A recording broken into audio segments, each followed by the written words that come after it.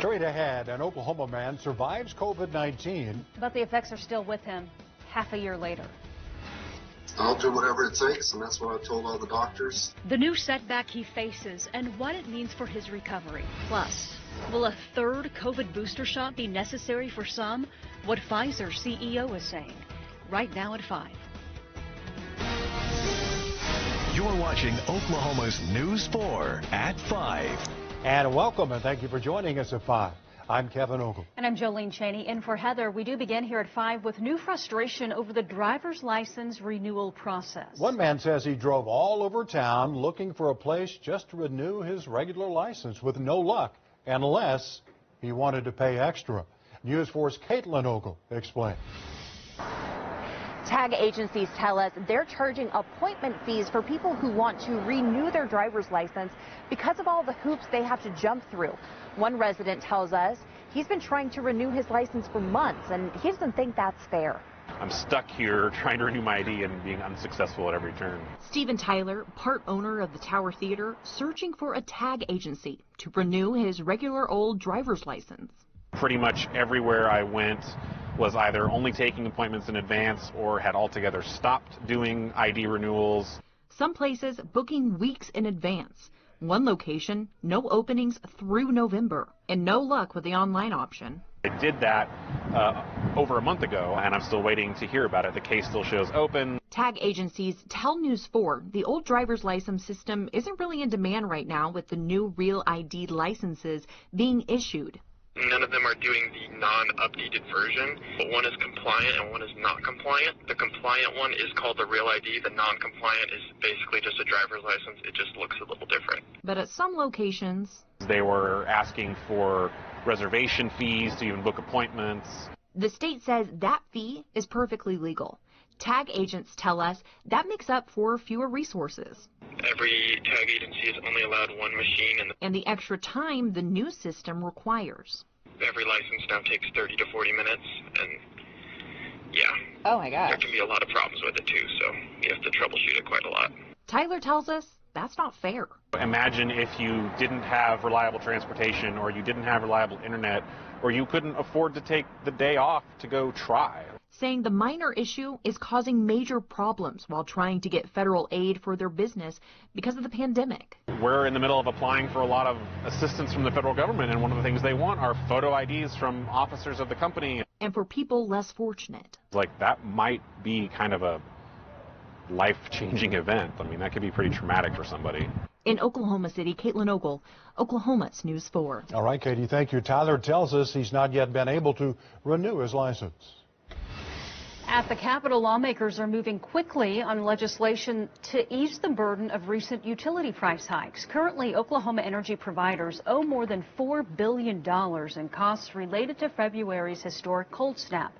Earlier this week, 2 bills were filed that provide framework on covering those expenses. The plan involves using bonds to lengthen the time those costs have been tapped to be repaid. Lawmakers say the bills protect you, the consumer, from paying extremely high utility bills. Today, the Senate passed both pieces of legislation. Next up, a vote in the House before the bills head to the governor's desk. Now, first weather from the forewarned storm team. It's another day of March weather in mid-April outside. Let's take a look here on our Thursday afternoon. Cloudy skies with light rain for the afternoon drive here in Oklahoma City, and the light rain will just thicken up and get a little heavier deeper into our Thursday evening and overnight. Tonight we're 53. Much of western Oklahoma, though, is in the mid to high 40s right now, with low gray cloud cover across our entire state. This big batch of rain that you see here is just going to thicken up and get a little heavier deeper into our evening and overnight hours tonight. So basically, it's going to continue light rain, occasional moderate rain as we head toward the 10 o'clock news. Temperatures will ease back to near 50 degrees, so plenty chilly, jacket weather, and motion here is east-northeasterly at 40 miles per hour. Rain thickening up in northern Oklahoma, light to moderate rain showers. There's no severe weather out there. Moderate rain in the southern parts of our state. And snow's now developing up here around Denver. This is the first snowstorm of 2 snowstorms. The second one, I think, is going to spread some snow into parts of Oklahoma. It's still a little ways down the road next Tuesday, but we're going to track that. 50 degrees and wet for your 10 p.m. temperature, and that chilly and wet forecast, guys, moments away. Thank you, Mike. Now to the latest on COVID-19 in Oklahoma. State health officials report a little more than 300 new cases today. An additional 21 deaths have been added to the CDC's provisional death count, and just more than 200 Oklahomans are currently hospitalized. But I got thrown a curveball yesterday, and I really just don't know what my future holds. An Enid principal battling the long-term effects of COVID, now facing another setback. He's been diagnosed with a sleeping disorder that affects his ability to breathe.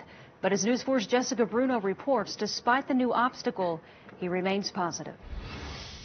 Last time we spoke with Scott Allen a few weeks ago, he was preparing to meet with cardiologists here at Integris Southwest. That appointment has now come and gone, and unfortunately, he didn't get the results he was hoping for. Got knocked down a little bit yesterday. Scott Allen receiving unfortunate news when he met with doctors at the Integris Cardiology Center on Wednesday. Looking at my most recent sleep study, it showed that I had he said rare central apnea, which is where the brain is not signaling the muscles around the respiratory system to breathe. Another setback in a 6-month-long battle for Allen, who's the principal of Monroe Elementary School in Enid. COVID-19 wreaking havoc all over his body. When we spoke in December, he was dealing with rare resting heart rate fluctuation, ranging from the 20s to over 170. And he's now using a wheelchair to get around. The signal for my heart to beat has been stopping occasionally. Keeping him at home all this time, away from his students and staff who've been sending him letters and pictures. I really thought I would get surgery scheduled, and then was praying that after surgery, I could get back in there with my kids. But unfortunately, the waiting game continues. The next step, treatment for the sleep apnea. Then they'll go from there. I'll do whatever it takes, and that's what I told all the doctors. Whatever it takes, we're getting me back. In southwest Oklahoma City, Jessica Bruno, Oklahoma's News 4. And as you heard, Allen is still not sure when he'll be able to return to school. Hear from some of his teachers coming up tonight at 6. Well, the thousands of Oklahomans who've received a Pfizer vaccine, including yours truly, may need a third dose. That's according to Pfizer's CEO. He made the comments during an interview with CNBC today, saying a third booster of Pfizer vaccine will likely be needed within a year of being fully vaccinated. A likely scenario is that there will be likely a need for a third dose somewhere between 6 and 12 months, and then from there will be an annual revaccination. But all of that needs to be confirmed. And again, the variants will play a key role. Earlier this month, Pfizer said data from 12,000 vaccinated people showed the vaccine was more than 91% effective up to 6 months after a person received their second dose. If you still have questions about COVID vaccines, there's an effort underway to get you the answers that you need. Local health and community leaders are hosting a virtual town hall regarding vaccines. This event will take place this Sunday at 5 o'clock. For more information on joining and how to submit your questions, look for this story at KFOR.com. And on Crime Watch, a man already locked up is now accused of setting an apartment on fire. Witnesses told Del City investigators Tyson Brooks was in the unit moments before the fire began earlier this month at the Cedar Hills Apartments. He'd also allegedly sent threatening messages to the occupants around the time of the fire. Firefighters say Brooks had been banned from the complex. He's currently in the Tulsa County Jail on unrelated charges. And how about this? A high-dollar theft at a Metro store. And now you can say police are hot on the scent of a possible suspect. Police would like to talk to those two men that you're seeing here in connection with a heist at the Ulta on Memorial Road.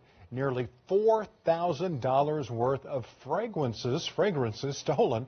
Now, this theft happened this past Sunday, so if you're in that area, maybe you can help police out on this. Police say the men were seen leaving in a blue car with damage on the driver's side. There it is right there. Investigators are looking into a similar theft earlier that day. Help them out if you can. Lawmakers remain largely divided on gun control. But an agreement may be closer than some think.